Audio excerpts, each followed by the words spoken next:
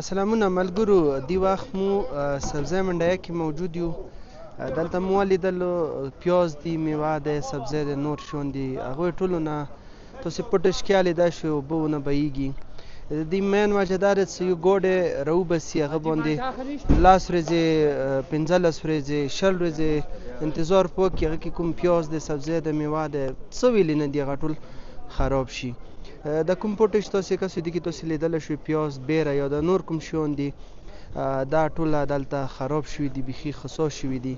نو دغه نه هم ډیلر ته نقصان دی، هم سبزی منډیه کې کوم ډیلران دي هغوی ته نقصان دی، هم عوام ته. چونکې 4 لک 5 لک ابدی چې کومه دی هغه دلته محصوره شوي دی. د دغه لیاره بندیج د وجې ډیمانډ چې کوم دی هغه ډېر زیات دی، او دلته کنوایه چې کوم دی کله 7 ورځې بعد وشي، کله 10 ورځې بعد وشي، نو هغه شیان چې کوم دي هغه نفید شي یا هغه ضرورت ډېر زیات شي.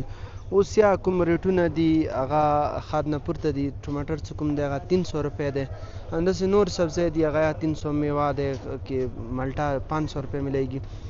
دا پیاز تاسې لیدلی شئ دا راغلي دي او ټوله خراب شوي دي، اوبه ونه بهیږي.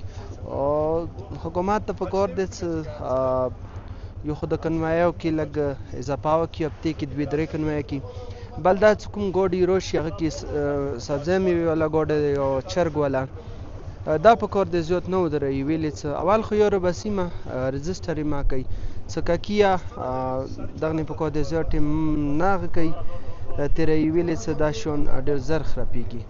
نو التماس دی چې کمي مشران یا د نورې هغوی دې باندې غور وکړي. د کوم میوه سبزی دی دا پکار دی فرض که نن کنویه وي، بیګاني پکار دی هغه لوډ شي او سبا کې راوځي. مهرباني.